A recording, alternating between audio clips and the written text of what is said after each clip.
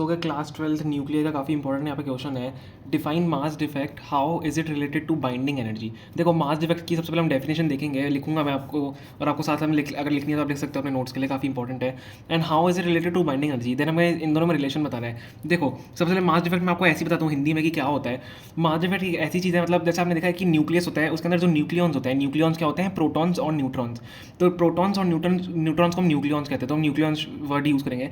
तो न्यूक्लियॉन जो होते हैं, तो उनका जो न्यूक्लियॉन्स का, जैसे प्रोटॉन्स और न्यूट्रॉन्स है, तो प्रोटॉन्स और न्यूट्रॉन का जो सम होता है मासेस का, वो न्यूक्लियस के एक्चुअल मास के कितने बराबर है, मतलब उसका डिफरेंस होता है, वो हम क्या कहते हैं, उसको मास डिफेक्ट कहते हैं। वापस बताता हूँ, the difference between the sum of masses of nucleons, मतलब sum of masses of nucleons, मतलब प्रोटॉन्स और न्यूट्रॉन के सम जो होता है मासेस का, उसका difference with respect to nucleus हम करते हैं। तो ध्यान से सुनना, the difference between the sum of masses of nucleons and the actual mass of nucleus, क्योंकि न्यूक्लियस के अंदर ही न्यूक्लियॉन्स है हमारे, प्रोटॉन और न्यूट्रॉन, तो उनका सम का जो डिफरेंस होता है वो हम क्या कहते हैं, इसमें मास डिफेक्ट कहलाते हैं। ऐसे डिफरेंस होना नीचे, आप सोच रहे हो कि न्यूक्लियस के अंदर जो न्यूक्लियॉन्स होंगे उनका मास तो सेम होना चाहिए, लेकिन जो अगर डिफेक्ट अगर आ गया हल्का सा तो उसे मास डिफेक्ट कहते हैं, जब भी डिफरेंस आता है। तो हम लिखेंगे अपनी डेफिनेशन, काफ़ी इंपॉर्टेंट है। देन हम अपना जो सेकंड पार्ट है रिलेटेड टू बाइंडिंग एनर्जी वाला, वो हम सॉल्व करेंगे।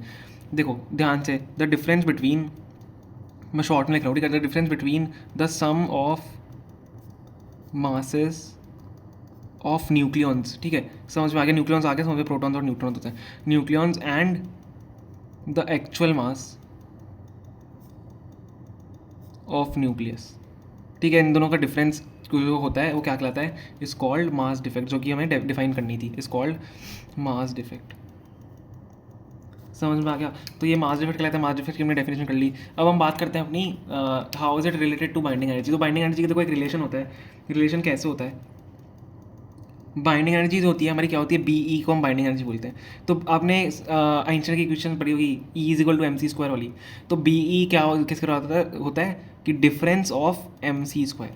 समझ में आ गया। बी बाइंडिंग एनर्जी का रिलेशन होता है मास डिफेक्ट से। आपका मास डिफेक्ट यहाँ पे क्या होता है, delta m is equal to mass defect, ठीक है, डेल्टा एम क्या होता है, मास डिफेक्ट होता है, और यहाँ पे बी ई जो हमारी है वो बाइंडिंग एनर्जी है।